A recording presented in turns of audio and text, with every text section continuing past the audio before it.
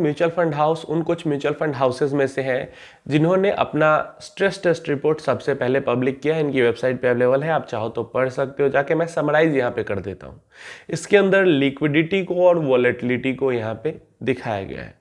Quant mid cap fund की अगर हम बात करते हैं तो क्वांट मिड कैप फंड के अंदर लिक्विडिटी को इस तरीके से दिखाया गया है कि क्वांट मिड कैप फंड के अंदर फंड मैनेजर अगर पोर्टफोलियो को 50% सेल करना चाहे, 50% लिक्विडेट करना चाहे कम रिस्क में, मतलब बिना कोई बहुत ज़्यादा नुकसान उठाए हुए 50% पोर्टफोलियो को बेचना चाहे, तो इसके लिए 6 दिन लगेंगे। सिर्फ 6 डेज के अंदर में क्वांट मिड कैप फंड अपना 50% पोर्टफोलियो लिक्विडेट कर सकता है।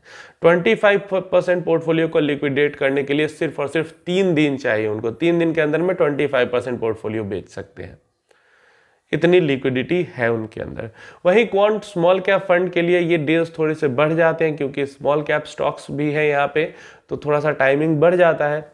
यहाँ पे क्वांट स्मॉल कैप को 22 डेज चाहिए 50% अपने पोर्टफोलियो को सेल आउट करने के लिए बिना कोई ज़्यादा भारी नुकसान उठाए हुए।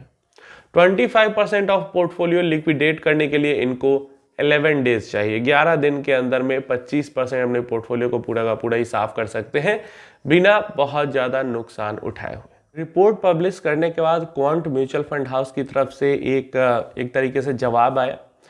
उनका कहना है, फंड हाउस का कहना है कि कुछ मार्केट के कुछ सेक्टर में थोड़ी सी ओवर वैल्यूएशन जरूर है, लेकिन इस ओवर वैल्यूएशन को लेके क्वांट स्मॉल कैप फंड जो मतलब या फिर क्वांट मिड कैप फंड की अगर बात करते हैं तो इन स्कीम्स को क्वांट फंड हाउस को मैनेज करने में कोई दिक्कत नहीं हो रही है।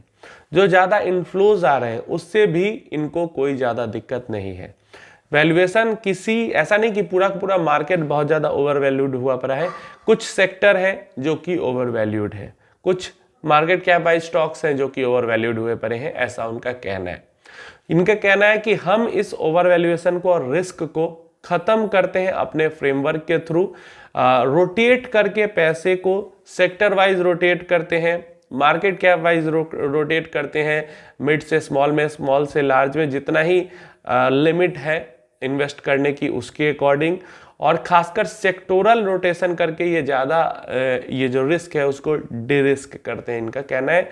और काफ़ी टाइम से ऐसा करते आ रहे हैं और इन्हें उम्मीद है कि हमारा जो फ्रेमवर्क है वो आगे भी इस तरीके से ही बेहतरीन काम करते रहेगा, डिरिस्क करते रहेगा, अच्छे रिटर्न्स देते रहेगा। एट प्रेजेंट इन्होंने अपना market cap wise portfolio distribution बताया है। क्वांट मिड कैप फंड की अगर यहाँ पे बात करते हैं तो लार्ज कैप में 27.36% इन्वेस्टमेंट है, मिड कैप में 69.57% इन्वेस्टमेंट है, 0% स्मॉल कैप में इन्वेस्टमेंट है मिड कैप फंड के अंदर में, और कैश होल्डिंग इनकी 3% के आसपास है, थोड़ा बहुत पॉइंट में ऊपर नीचे। वही क्वांट स्मॉल कैप फंड की बात करते हैं तो यहाँ पे 28.36% एट प्रेजेंट लार्ज कैप के अंदर इन्वेस्टेड है, 28% से ज़्यादा। स्मॉल मिड कैप के अंदर 0.2425% के आसपास बस इन्वेस्टमेंट है, एंड स्मॉल कैप के अंदर 65.87% इन्वेस्टमेंट है। वहीं कैश के अंदर 5.5% के आसपास इन्होंने बना के रखी हुई होल्डिंग। टॉप 10 कंसंट्रेशन की अगर बात करते हैं कितना कंसंट्रेटेड पोर्टफोलियो है, तो क्वांट मिड कैप फंड की अगर हम बात करते हैं तो टॉप 10 जो होल्डिंग्स है 2.99% है बस, और क्वांट स्मॉल कैप की बात करते हैं तो 2.10% टॉप 10 होल्डिंग है, जो कि बढ़िया है। यहीं पे अगर बीटा की बात करते हैं इन फंड्स की तो क्वांट मिड कैप फंड का जो बीटा है वो 0.96 है, मतलब इंडेक्स से लगभग इंडेक्स के बराबर की ही वॉलेटिलिटी है, थोड़ा सा कम है। और क्वांट स्मॉल कैप का 1.06 का बीटा है, तो इंडेक्स से थोड़ा सा ज़्यादा हो जाता है। यहाँ लगभग दोनों ही फंड इंडेक्स के बराबर ही वॉलेटिलिटी रखते हैं। तो ये पूरा स्ट्रेस टेस्ट रिपोर्ट है। समरी में और भी डिटेल में जाओगे तो और भी कई सारी चीज़ें लिखी हुई हैं, बट ये है जो हमारे काम का है।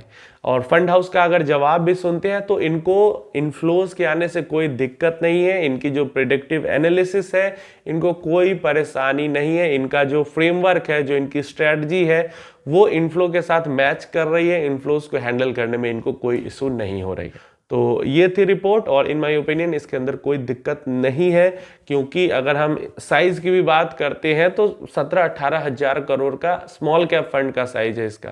5-6 हज़ार करोड़ का मिड कैप फंड का साइज है, तो साइज भी काफ़ी बड़ा है, टॉप 10 स्मॉल कैप फंड्स के अंदर आती है। तो उसके अकॉर्डिंग जो टाइमिंग है और जो रिपोर्ट है मुझे तो यहाँ पे ठीक लग रही है। बाकी आप अपनी राय इसके बारे में नीचे कमेंट बॉक्स में दे सकते हैं।